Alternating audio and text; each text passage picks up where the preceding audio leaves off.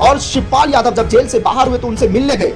अखिलेश यादव सिर्फ ट्वीट कर उन्होंने स्वागत किया, लेकिन हमारे रामपुर में जिस तरह से तबाह किया गया, वहां पर हमारे घर को उजाड़ दिया गया कि ज्ञान वापी का मामला और बाबरी का मामला दोनों अलग है। तो उस समय उन्होंने कहा था कि आपका एनकाउंटर कर दिया जा सकता है। जब नमस्कार, आप देख रहे हैं द इंडिया टीवी और मैं हूं आपके साथ सद्दाम करीमी। 2 साल के बाद आजम खान रिहा तो हो गए, लेकिन मुश्किलें अब भी और बढ़ती जा रही है, क्योंकि आजम खान ने इस बात को लेकर खुद कहा है कि जिस तरह से उनका बयान लेने एक दरोगा जब उनके पास जेल में पहुंचे थे तो उस समय उन्होंने कहा था कि आपका एनकाउंटर कर दिया जा सकता है। जब आप रामपुर आएंगे तो भूमिगत रहें, क्योंकि आपका एनकाउंटर हो सकता है। यानी आजम खान को इस बात को लेकर वो दरोगा कहते हुए नजर आए, और आजम खान इस बात को अब यानी जेल से रिहा होने के बाद इस बात का खुलासा किया है। दरअसल इस बात का जिक्र मैं इसलिए कर रहा हूं क्योंकि उत्तर प्रदेश की सियासत जिस तरह से उबल रहा है वो भी कहीं ना कहीं हर किसी के समझने की ज़रूरत है, क्योंकि आजम खान ने कई सारे सवालों का जवाब देते हुए उन्होंने कहा कि जिस तरह से हमारे घर को बर्बाद किया गया, और मेरे घर के बर्बाद होने में सबसे ज़्यादा हाथ मेरे अपनों का है।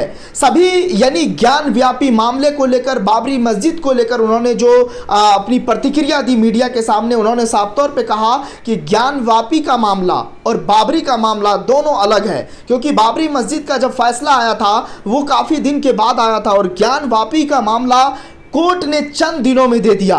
तो इसको भी समझना बड़ा दिलचस्प है। लेकिन दूसरी चीज़ ये है कि जब उनको सुप्रीम कोर्ट ने जमानत दी तो उन्होंने सुप्रीम कोर्ट का शुक्रिया अदा किया, और उन्होंने कहा कि जिस तरह से मैं मोबाइल चलाना भी भूल गया, और उसके बाद उन्होंने कहा कि हमारे रामपुर में जिस तरह से तबाह किया गया, वहाँ पर हमारे घर को उजाड़ दिया गया।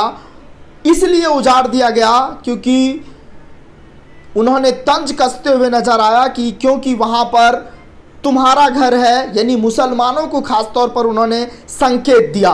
और दूसरी चीज़ यह है कि उन्होंने जो बातें कही, कहा कि ये जो मौजूदा सरकार है मुझसे उनको इतनी नफरत क्यों है, यानी मुसलमानों से क्यों नफरत है, वो चीज़ें समझ नहीं पा रहे हैं। उन्होंने कहा कि जब हमारी मुलाकात होगी तो इस बात को जानने की मैं ज़रूर कोशिश करूंगा। उन्होंने एक चीज़ और इस बात का जिक्र करते हुए उन्होंने कहा कि जिस तरह से सुप्रीम कोर्ट ने मुझे जमानत दी, और जो भी मुझे जेल में मिलने आए उनका मैं शुक्रिया अदा करना चाहता हूं, और जो नहीं भी आए उनका भी मैं शुक्रगुजार हूं। खास तौर पर ये तंज अपने पार्टी के आला कमान के ऊपर यानी अखिलेश यादव पर वो तंज कसते हुए नजर आए। लेकिन दूसरी बात यह है कि क्या आजम खान को जिस तरीके से बहन कुमारी मायावती ने इससे पहले उन्होंने बयान दिया था कि 2 साल तक जेल में बंद करना आजम खान को ये कहीं ना कहीं अन्याय है, उसके बाद असदुद्दीन ओवैसी की पार्टी से उन्हें ऑफर मिलता रहा, और शिवपाल यादव जब जेल से बाहर हुए तो उनसे मिलने गए। अखिलेश यादव सिर्फ ट्वीट कर उन्होंने स्वागत किया, लेकिन उनसे मिलने की बात उन्होंने कहा कि हम बाद में रामपुर मिलने जाएंगे, लेकिन जेल से रिहा होने के बाद अखिलेश यादव नहीं मिले। इस बात को लेकर खास तौर पर आजम खान के जो समर्थक है वो काफ़ी नाराज चल रहे हैं।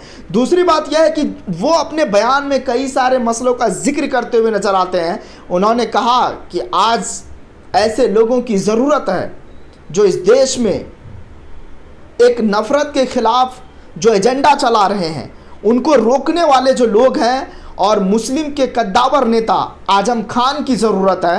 उन्होंने कई सारे मसलों का जिक्र करते हुए उन्होंने बताया। लेकिन अब देखने वाली बात होगी कि क्या जो दरोगा ने एनकाउंटर की बात कही थी, इस बात को लेकर अब आजम खान की क्या प्रतिक्रिया होगी, इस पर तो हमारी पैनी नज़र है ही। लेकिन आप इस मुद्दे को लेकर क्या सोच रहे हैं, आपकी क्या प्रतिक्रिया, आप हमें कमेंट करके ज़रूर बताएं। आपके कमेंट का स्वागत किया जाएगा। फिलहाल इस रिपोर्ट में बस इतना ही। बाकी ताज़ा तरीन खबरों के लिए देखते रहिए द इंडिया टीवी। नमस्कार। चैनल को लाइक, शेयर एंड सब्सक्राइब करें और बेल आइकन दबाना ना भूलें।